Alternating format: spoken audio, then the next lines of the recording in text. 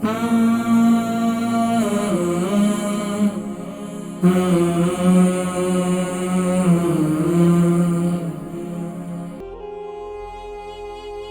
ایک آئل بناتا ہوں میں آپ کو بتاتا ہوں کہ آپ اس آئل کو استعمال کریں گے، اس سے بھی آپ کے سر کے بال جو ہے وہ بلیک ہونا شروع ہو جائیں گے۔ اچھا، وہ آئل کون سا ہے؟ وہ آئل آپ نے یہ لینا ہے کہ آپ نے لینا ہے سرسوں کا تیل، تقریباً 100 گرام، اور آپ نے 50 گرام اس میں لینی ہے کلونجی، آپ نے لینی ہے 50 گرام مہندی، بلکہ 100 گرام آپ مہندی لے لیں، 100 گرام نہیں 50 گرام ہی، کیونکہ 100 گرام آئل ہے تو 50 گرام آپ اس میں مہندی لے لیں، اور ان تینوں چیزوں کو خوب اچھی طریقے سے اس کے اندر پکائیں۔ پکانے کے بعد جب یہ یعنی کہ میتھی یعنی ہینا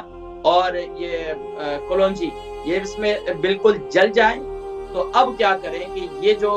تیل ہے نا، اس تیل کو چھان کر پھر کسی جار میں محفوظ کر لیں۔ اب اسی کے اندر آپ نے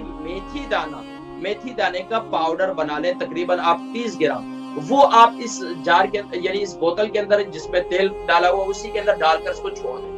اس تیل کو آپ سر پر لگایا کریں، آپ کے سر کے بالوں کی جڑیں بھی مضبوط ہوں گی، اور انشاءاللہ سر کے بال جو ہے وہ بھی آپ کے بلیک ہونا شروع ہو جائیں گے۔ اس کے علاوہ بھی ناظرین کرام بہت زیادہ نسخے میرے پاس موجود ہیں، جس سے انشاءاللہ العزیز آپ کے بال چمکدار ہوں گے، نرم ملائم ہوں گے، لیکن اس کے ساتھ ساتھ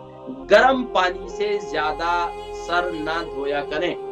میں اکثر کہا کرتا ہوں، ہمارے نوجوان، ہمارے بچے جب بعد میں نہاتے ہیں تو ٹھیک ٹھاک گرم پانی سر میں ڈالتے ہیں، تو گرم پانی سے ہمارے سر کے بالوں کی جڑیں کمزور ہو جاتی ہیں، اسی سے ہمارے بال جلدی سفید ہو جاتے ہیں۔ جوان بچیاں بیچاروں کے شادیاں بھی نہیں ہوئی بیچاریوں کی تو سر کے بال سفید ہو گئے، نوجوان بچے ان کی شادیاں نہیں ہوئی کہ سر کے بال سفید ہو گئے۔ اس کے علاوہ اگر آپ کو دائمی نزلہ رہتا ہے تو دیکھیں نزلہ کیا ہے، نزلہ ایک انتہائی بہت خطرناک مرض ہے۔